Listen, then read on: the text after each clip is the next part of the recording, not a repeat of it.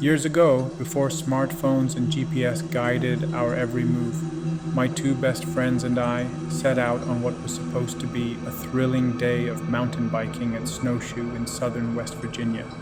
We had nothing but an old half-creased map and some vague directions scribbled down. It was supposed to be simple: find the highway, follow the signs, enjoy the ride. But somewhere along the way, we got lost. Not just a little turned around. Completely, hopelessly lost. The road we were on twisted through miles of dense forest, each turn looking the same as the last.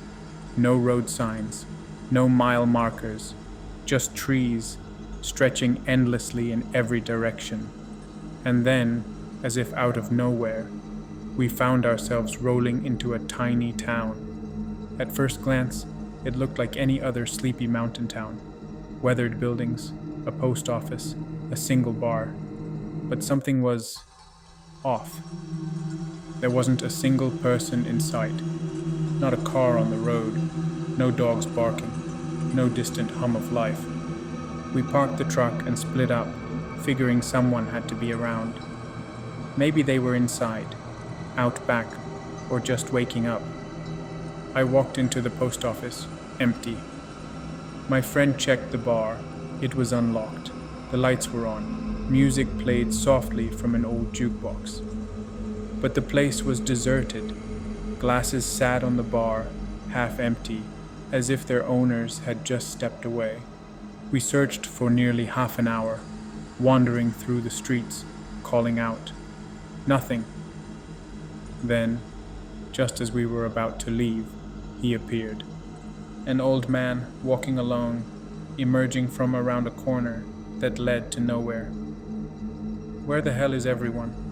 I asked, not even thinking to ask for directions first. He just shrugged.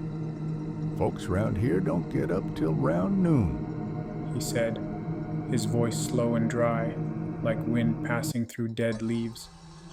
Something about him unsettled me. Maybe it was the way he appeared out of nowhere, or the fact that the entire town had been empty just moments before. We hurried through our next question: how to get to Snowshoe. The old man raised a wrinkled hand and pointed back the way we came. 10 miles that way, make a right, you'll hit the interstate." We didn't argue. We just thanked him and left, eager to put some distance between us and that ghost town. 5 miles down the road, we saw her. A woman in a bright orange state road uniform, standing dead center in the road, holding a stop sign. We slowed, rolling to a stop beside her. She turned the sign from slow to stop and leaned toward the truck. "Road construction ahead?" she said. We glanced past her. The road stretched out in a perfect straightaway, disappearing into the woods. No equipment, no cones, no signs of workers, just her, alone. We told her about the town, about how strange it all was. She just chuckled, shaking her head. "Yeah, She said, people in that town are kinda strange." We laughed nervously and kept talking, passing the time. Minutes turned into nearly an hour, but no other cars ever came.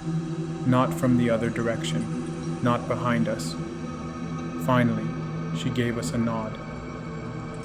"Well, I guess it's clear now." She said, slowly flipping the sign from stop to slow. We drove on. For the next 30 miles, we saw nothing. No roadwork, no workers, no equipment, no sign that anything had ever been there. We never figured out what happened that day. We never found that town again. And to this day, when my friends and I talk about it, we all remember it the exact same way. Every eerie detail, every unsettling moment. And that woman in the road? We never saw another car before or after her. She had no truck, no radio, no way to leave. So how did she get there? And more importantly, where did she go?